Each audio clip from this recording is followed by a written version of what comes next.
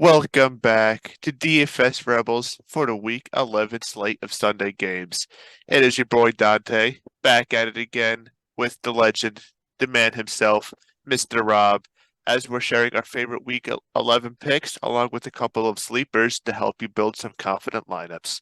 So with that being said, it is time to join the rebellion. That's right, Mr. Dante. And we're getting right into it with the quarterbacks as usual. And as always, Josh Allen's on the slate. It's the Bills. They moved to Detroit. They're in the dome. You're gonna fire him away. No reason to go into him. I'm gonna talk about Justin Fields just a little bit. I was wrong last week for fading him. You were right. I know you cashed big, way over me, but that's okay. I'm coming back with him this week because you know what? He's still priced way too low on DraftKings, with especially with a 60+ yard rushing touchdown upside at any given moment. He's a solid play in cash and GPP going up against a abysmal Falcons 28th ranked defense. There was no reason not to fire up Justin Fields here. What quarterbacks are you looking at? You like Fields? You like Allen? Let me tell you, Rob, it only took me like 3 weeks to convince you on Justin Fields, and it only took him to put up back-to-back 40-point games in fantasy for you to finally be on the Justin Fields hype train. So yes, of course I'm rolling with Justin Fields again this week.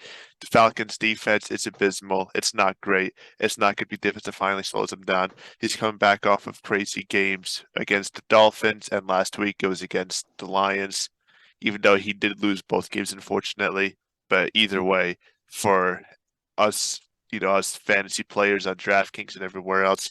Justin Fields, great start again this week. I also do like Josh Allen a lot. They're going to let him loose there, losers of two straight. He's going to be pissed tomorrow to play in Detroit. Don't have to worry about no weather. Don't have to play in that 5 feet of snow or whatever they have up in Buffalo. So they're going to let him loose. And my quarterbacks, though, that I do like that I have written down here on the side of Justin Fields is my boy Daniel Jones playing against the Detroit Lions defense in MetLife. I do like Daniel Jones a lot. He's cheap. He's only 5,700 DraftKings salary. The Lions defense is ranked 32nd against opposing quarterbacks. And I do like to stack him up with Saquon Barkley. I know you're going to go a little more, in depth with them later, but they're both going to have big days tomorrow against a historically bad defense in MetLife. And another quarterback I do like tomorrow is Joe Burrow against a Steelers defense ranked 26th against opposing quarterbacks. So I know week one, Joe Burrow threw, what was it, like 4 picks or had 5 total turnovers or something like that against the Steelers. Tomorrow's game is going to be much different than that. Joe Burrow is looking really good now. I know he is no Jamar Chase, but that's why I am stacking him up with either T. Higgins or Tyler Boyd. Both should have great days tomorrow in the absence of Jamar Chase. So, what do you think of those two guys, Rob? I love that too, but I'm going to throw a little wrench in there. I'm going to throw some GPP in you. Okay, ready? We've been talking about Justin Fields. I'm all over this game, and I want to bring it back with Marcus Mariota. That's right. That's a GPP play right there. Even though I'm ready to see Desmond Ritter, I want Marcus Mariota to go off this week because the Bears have absolutely no defense at all. They rank 31st. They can't stop the run. They can't stop the pass, and they've given an average of 38 points surrendered per game this year. I think this is going to be a very high up tempo game, which is why I like Justin Fields, but I also like Mariota for garbage time production and trying to keep up. I am all over Marcus Mariota at his price on DK and FanDuel. Uh, he's, he might get benched, but you know what? I'm going to take that chance with him. So I'm all over Mariota, Justin Fields, Cole Kmet, uh, Cadell Patterson, Mooney, uh, Drake London. They are all absolute. Oh, and it is Kyle Pitch week. I promise you that. I just talked about Drake London. Like I said, it's gonna be back and forth. So I'm gonna really lean on the pass catches here. Um, I I'm a really it's a buy low spot for Drake London. Extremely affordable. But if you also want to talk that, you got to talk about my guy Pitts. It's gross, but again, I'm on the game, and I think this is where we really see what Kyle Pitts is made out of. You and what games do you like? Because that's my favorite game of the slate. Well, honestly, you have me convinced. I think that is like a fantasy player's heaven right there. That game. There's so many great starts on both sides of the ball. One name that I did not really hear you mention that I think he's overdue for a breakout game is Chase Claypool of the Bears. Hasn't done much, been relatively quiet since he got to the Bears. So he's overdue for a breakout game.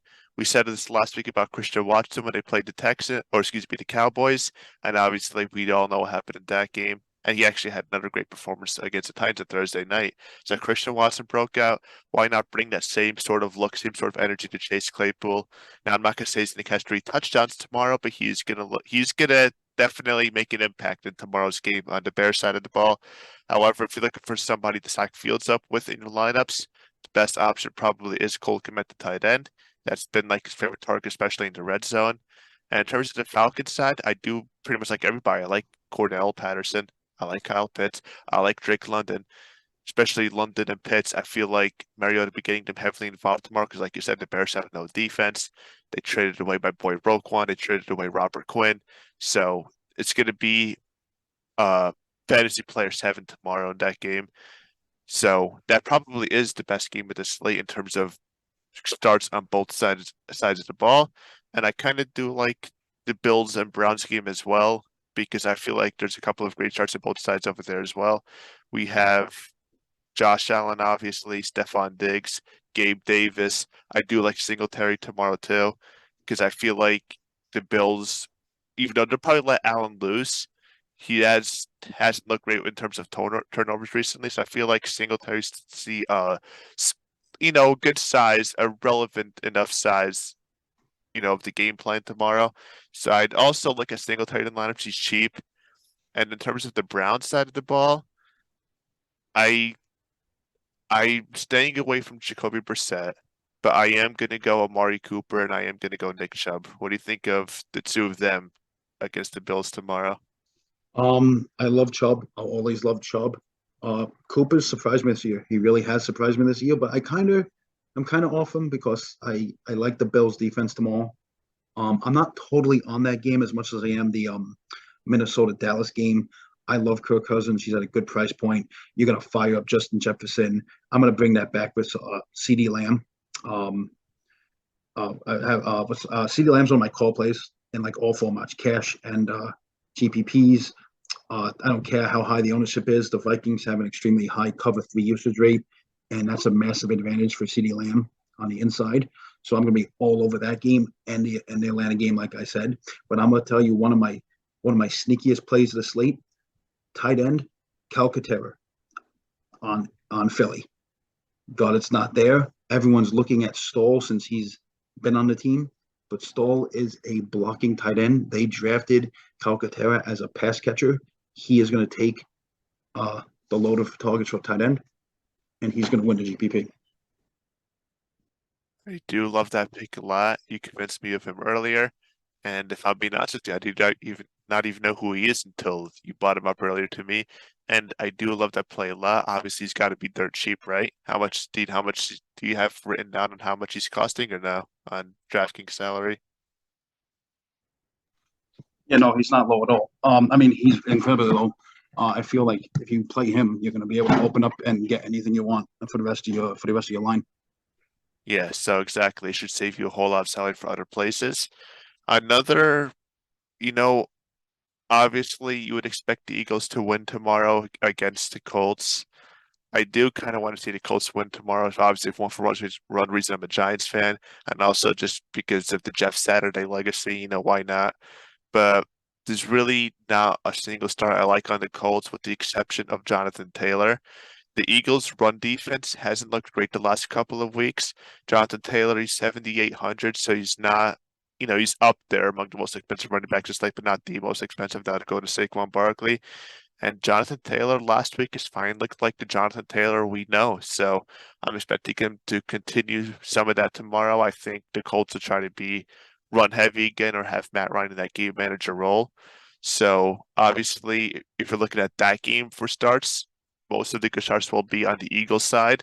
But if you want somebody from the Colts side, sneak in Jonathan Taylor over there. I think he'd be a good start. What do you think about Jonathan Taylor tomorrow? I absolutely love him at the mid-range price that he's at. The only thing is, it's Philly does have they're a little scary on defense, but I think they've been getting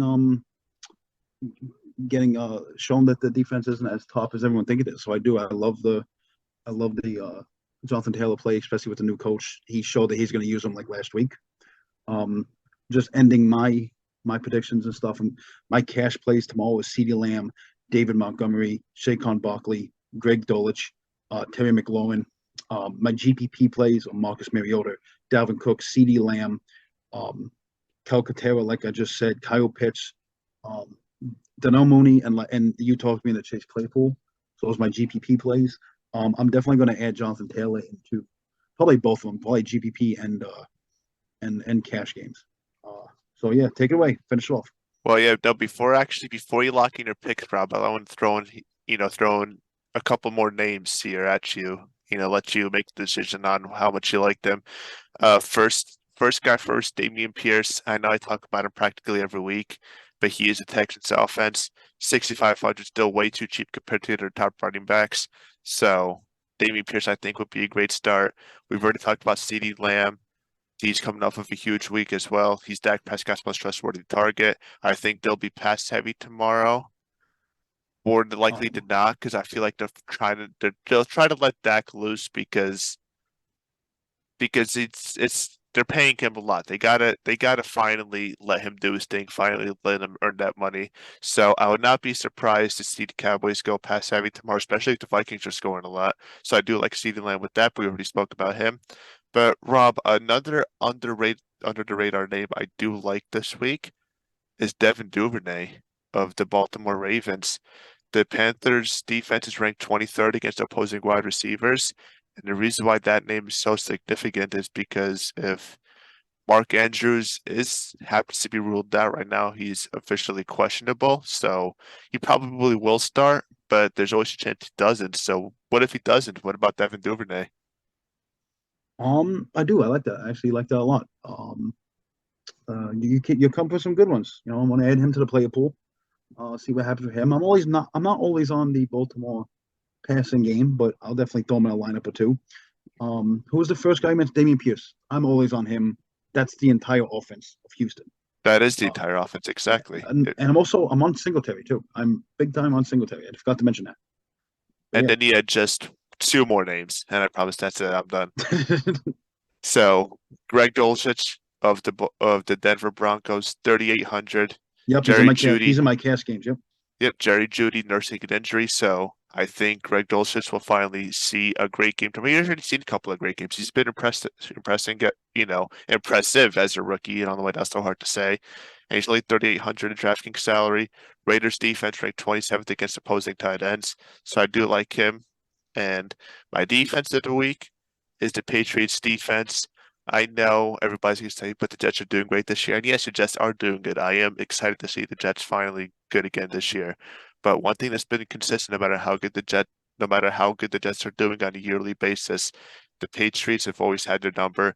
That game is in Foxborough tomorrow. Patriots defense, not even the most expensive defense on the slate, but they've been the best fantasy defense thus far through 10 weeks. 3,700 DraftKings salary. I like the Patriots defense a lot tomorrow. Anybody else you have? Any other last minute No, plays you have, Rob? I agree with you on the Patriots defense, but I'm also looking at the Saints defense with no Cooper Cup. So yep, that's it for me. So take it away, Dante. All right, say that concludes our picks. We are looking for another great day tomorrow after Rob and I are both coming off of great games, or excuse me, great days last week. Me a little better because I started Justin Fields, but that's different discussion for a different day. But anyways, if you like what you see here, give us a sub. At the very least, give us a like. We appreciate each and every one of you. Consider donating to our Patreon for the price of a cup of coffee per month. We have access to cheat sheets. You'll have access to a Discord, a whole bunch of great little advantages to give you the leg up in the community. And yeah, with that being said, it's time to join the rebellion.